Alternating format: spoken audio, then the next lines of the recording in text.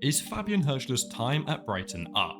Has the experiment failed, and is it the right idea for him to leave and us to get a new manager?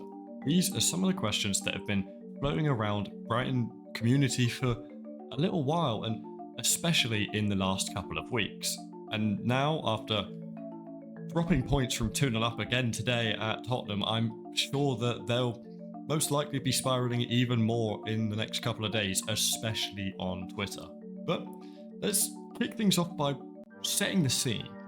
To really understand the debate around Fabian Hurzeler at Brighton, we need to look more closely at how the current season of the 2025-2026 Premier League campaign has started and why the expectations were so high in the first place. Now, remember, Hurzeler isn't just like any other ordinary manager that could be passing through a club or were passing through Brighton. When he was appointed, it was a very bold and almost risky move by the club. A young, ambitious coach with fresh ideas stepping into the hardest league in the world despite never coaching in a top flight. That sort of appointment is always going to split opinion, especially considering he is now 32 years old.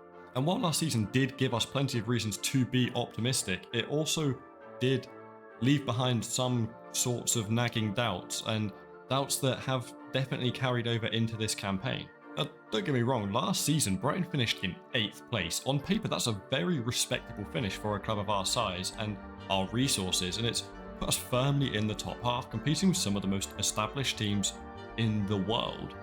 And just that alone shows that the gamble has moderately paid off. And then on top of that, we would have actually qualified for Europe if it wasn't for a certain other external event that I simply just don't want to mention on this channel ever again. But anyone who watched the season unfold knows that the story wasn't quite that simple, and there wasn't the same euphoria that we had a couple seasons before with Roberto De Zerbi, despite the fact that De Zerbi only achieved, one more point across the season. Of course, there were moments of genuine brilliance, wins against some of the top clubs, and attacking football that was sharp, it was exciting, and very much so in line with what we've come to expect of Brighton's DNA. But there were also some heavy defeats, and I mean heavy. I mean, that 7-0 loss at Nottingham Forest is one that will stay in the memory for many, many fans. Those kind of results, they do stick in your memory, and they fuel doubts about where the team has the steel and the capacity to, actually continue competing. And despite the fact that that is just one single result, it kind of highlights and encapsulates the main problem that we've had, and that is the consistency, because we went from losing 7-0 to going on a brilliant win streak. And throughout last season as well, we've seen just a bit like what we saw today. We've struggled to actually hold on to a lead.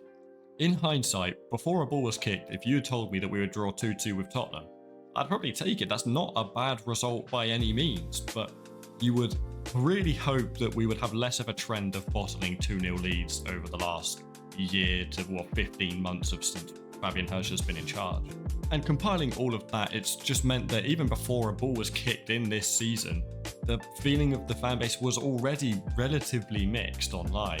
And then on top of this, in the summer window, Brighton spent pretty big. I mean, it's deservedly so considering the departures and the money that we've made over the last couple of seasons, but spending around 80 million, it's always going to bring a certain level of expectation. Fans naturally start to dream bigger. Some people were talking about pushing for a top 5 finish, and others at least just wanted to see European qualification again.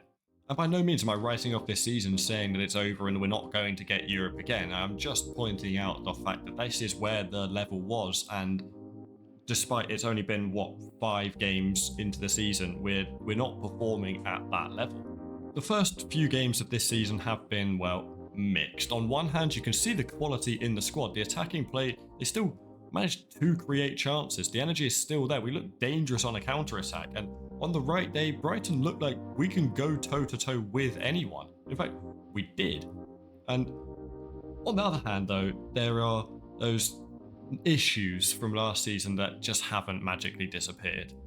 The defence, it gets caught out. A couple of silly errors here, lapses in concentration there, and suddenly we are dropping points in games that we really probably shouldn't.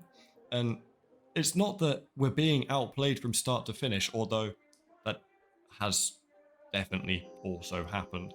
It's just that these little mistakes and moments where professional footballers that should be competing for Europe are they're just doing silly things that at this level get punished.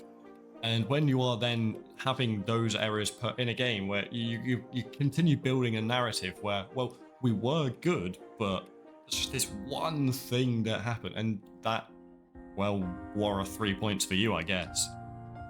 The narrative quickly becomes, are we actually progressing, or are we just seeing stagnation?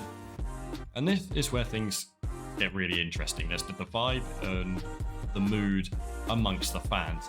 Football fandom in general in this modern era where everybody is just so online, it's just incredibly reactionary. You can see it yourself wherever you look. 1 week after beating a giant like Man City, you'll get Fabian Hurzeler's the truth. Those subs were incredible. What a man management. But then the very next week, after a frustrating bottle to a mid-table side that we should really be thinking that we could beat, suddenly it's time to go. Hurzeler out. He knows nothing. That kind of swing in opinion says a lot about how emotional the game is. Fans live week to week, result to result, and right now Brighton are having a moderately rough start to the season, and I think it's probably safe to say that the negativity is louder than optimism. The truth is, we're probably somewhere in the middle. Yes, there have been some concerning signs. I mean, there have been some moments where the defence definitely don't seem like they're fixed, and inconsistency remains an issue, and some tactical decisions are open to debate, i.e. James Milner. But on the flip side, this is still a manager who delivered our second best ever league performance, league finish last season, and he does get us to play some good football. It's just the bigger picture is more complicated than just a straightforward answer of he's a genius or he needs to go. And that is why we're even having this conversation. The start of this season hasn't been completely catastrophic, but it also hasn't matched expectations by any means either. And it would not be outrageous for fans to think that we could have picked up more points and put on some better performances than we have. And when that happens, fans start to question the manager. Was there heavy spending wasted? Is he too inexperienced to make the leap to the Premier League? Or are we just being way too reactionary, expecting instant results in a league where nothing comes easy and you have to fight for every single point? That's the magic of football, I guess. That's where the debate lies. That's why I can make these videos. But now that we've set the stage, let's get into the heart of the debate. Why are some fans calling for Fabian Hurzeler to get sacked? What exactly are they seeing that makes them think that this young, ambitious manager, his time is up? Now, before I get into this, I want to be very clear. This is not my argument. Later in the video, I'll explain why I don't think he should be sacked personally, but in order to have a fair discussion, we've got to look honestly at the criticisms of both sides, because some are pretty valid concerns. One of the most frustrating things for fans is the wild swing in performances, 1 week to the next. I mean, we could look like we rival prime Barcelona 1 week, and then it's just like watching your local Sunday league team the next. It's really quite harsh. I guess that it kind of can come down to something more deeper than just the results. I mean, is it a mentality thing? Because we just, as fans turning up to a game, we don't know what Brighton we're going to get. Are we going to get the high-pressing, adventurous Brighton, or the sluggish ones that are just going to pass the ball away and throw away points?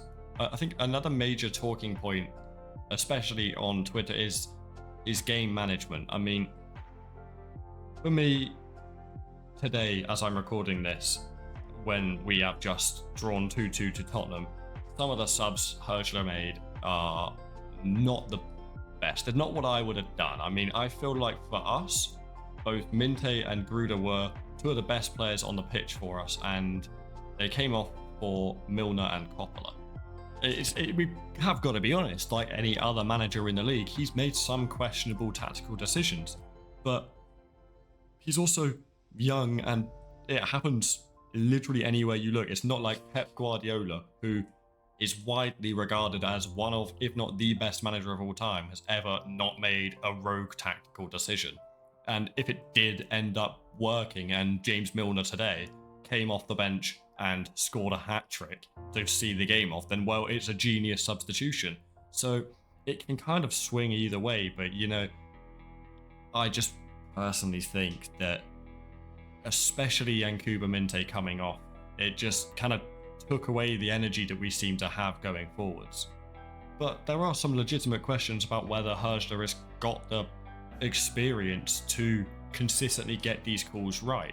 It's one thing having a clear philosophy, and it's another thing to adapt on the fly when the plan A isn't working and then eventually be able to see out and win a game. But that does lead me on to my next point. Let's talk about what is probably the biggest possible elephant in the room: his age and experience. Hurzeler is the youngest manager in the Premier League. That was kind of part of the appeal for when he was hired: fresh ideas, modern methods, and someone who absolutely will grow with the club. It also does mean that he's learning on the job. I mean, he's never, like I said, he's never actually managed in a top flight before. So jumping into the best league in the world, there's going to be teething problems.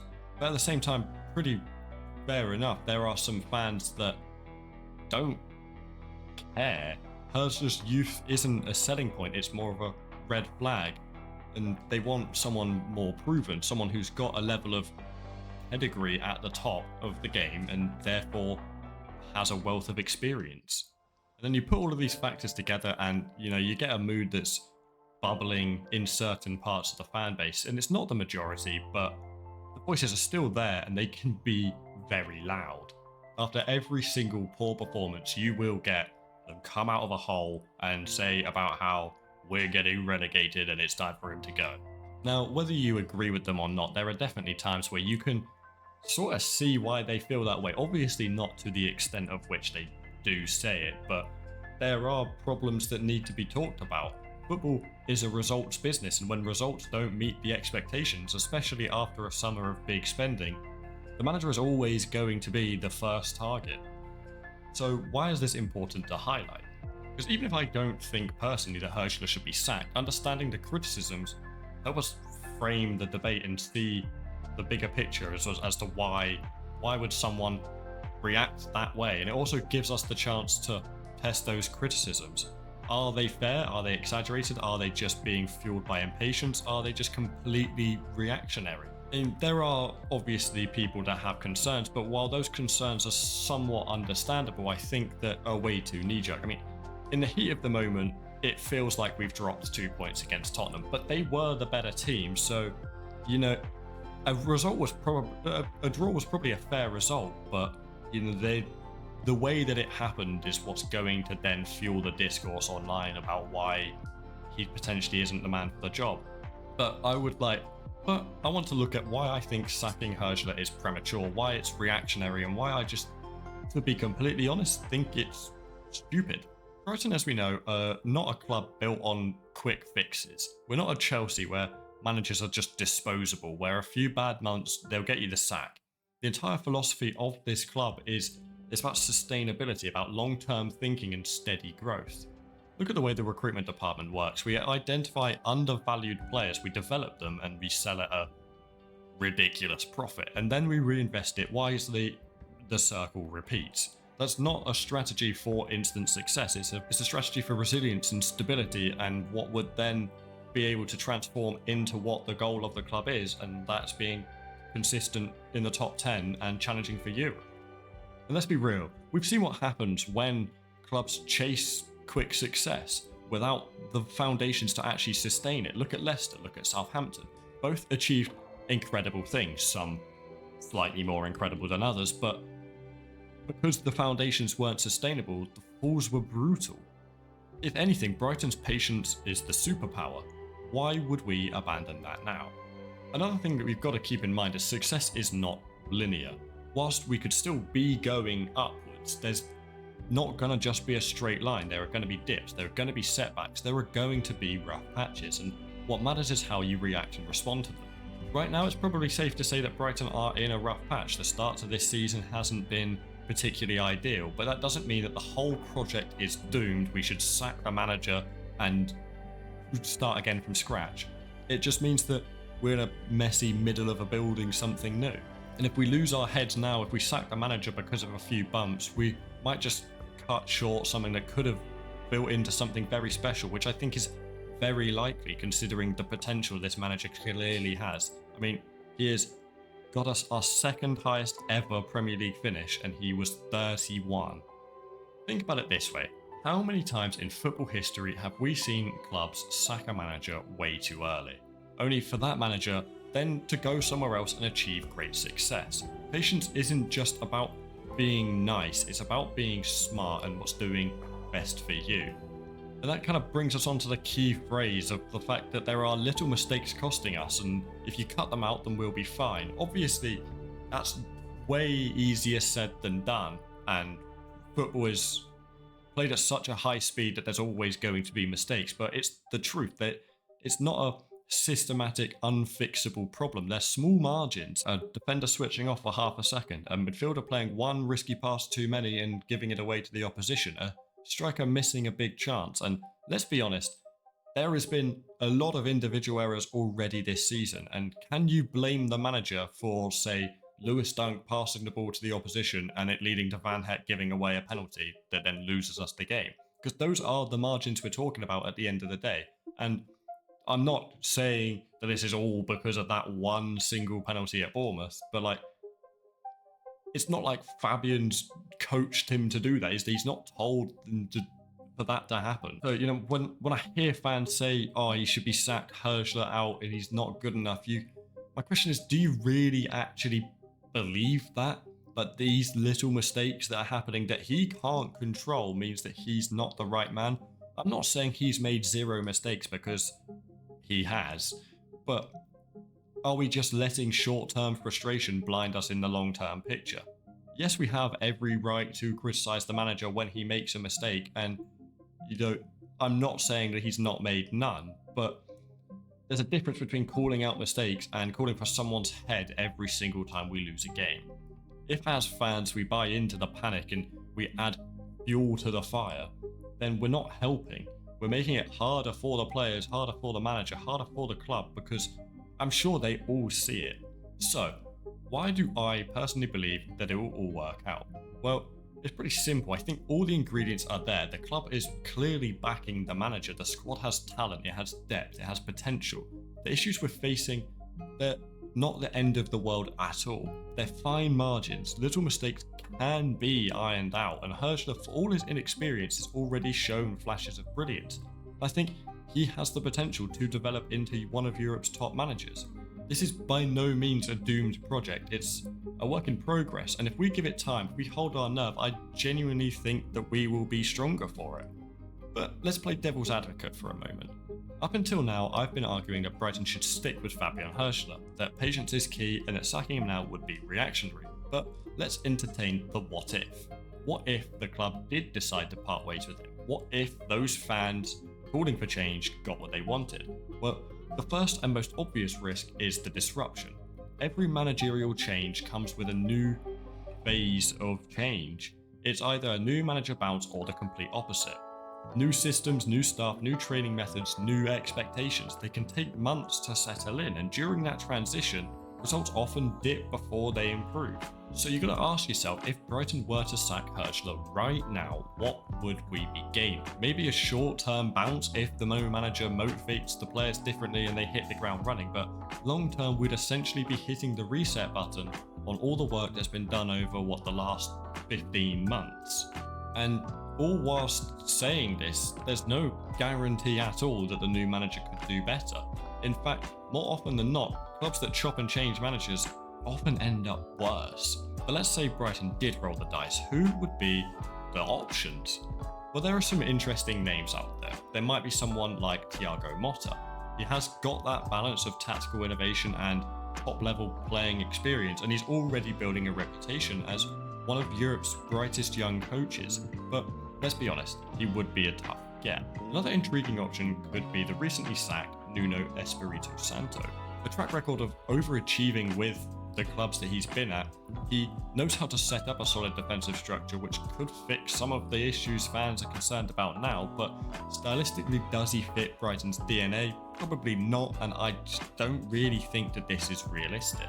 Then you've got your more football romantic options. Cesc Fabregas, still new to coaching, but with the pedigree of being a top level player, a gamble for sure, but one that could have potentially huge upside if his ideas click. Or Liam Rosinha.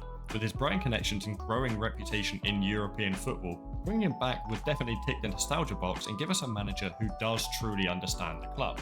But here's the real question, are any of these options actually guaranteed to be an upgrade on Fabian Hurzeler?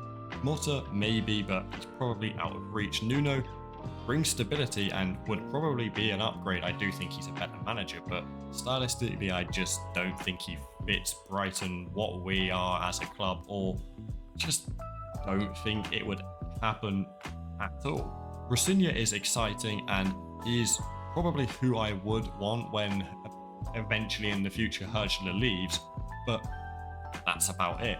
So when you really weigh it up, none of these names are slam dunk improvements, and if that's the case, why risk the disruption of starting over, especially when Hurzeler is already embedded in the club, already building relationships and already learning from mistakes in real time. I mean, let's also take into account that this is Brighton. They have Tony Bloom at the top. They know exactly who they want in after Hurzeler goes.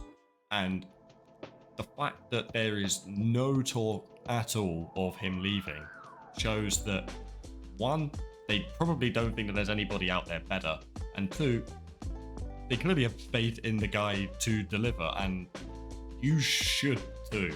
But as I've been saying, that one of the most underrated qualities in football is consistency. Look at the clubs that thrive. They stick with their managers through the ups and downs. They build an identity and they let it evolve. I mean, your best example of this is Arteta at Arsenal.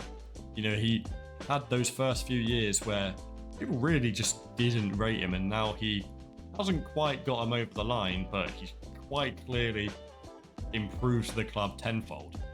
And that consistency is what gave him the platform to succeed.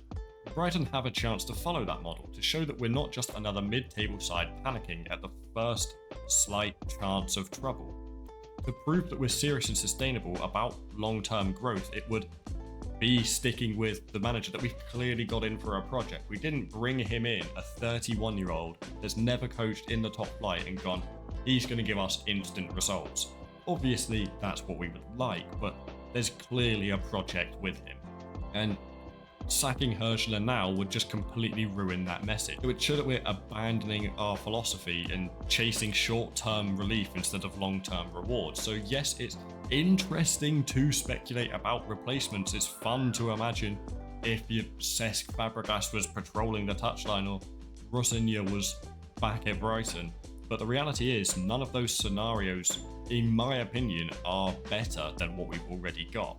Hurzeler might not be completely perfect, but for me, he's the right fit for where Brighton are right now. Young, ambitious, innovative, and aligned with the club's DNA.